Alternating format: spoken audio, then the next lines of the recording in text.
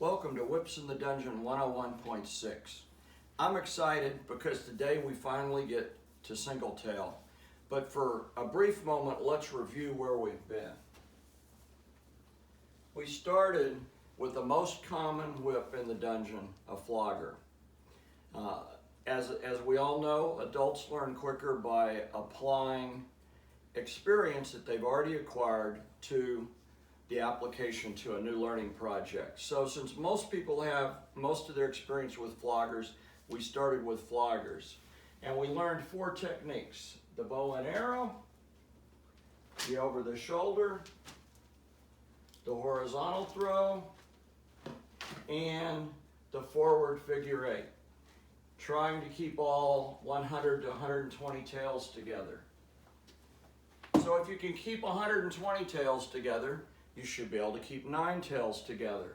We did the same 4 techniques with 9 tails.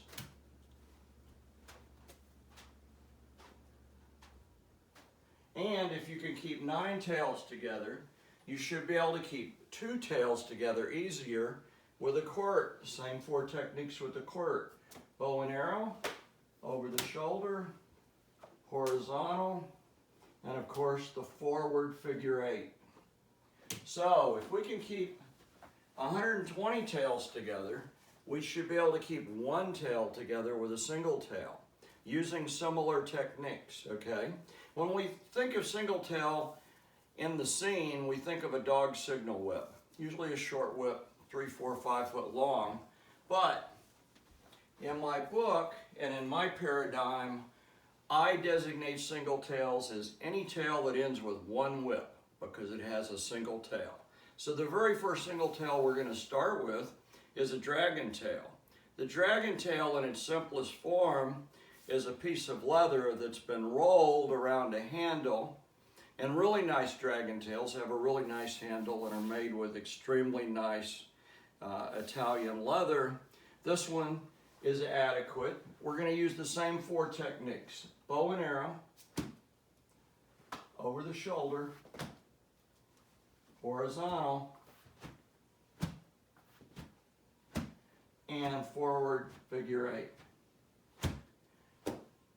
Now, because it's a single tail, you can actually get it to crack, and some of the cracks you'll recognize as we move over into throwing sport cracks, which is much later on.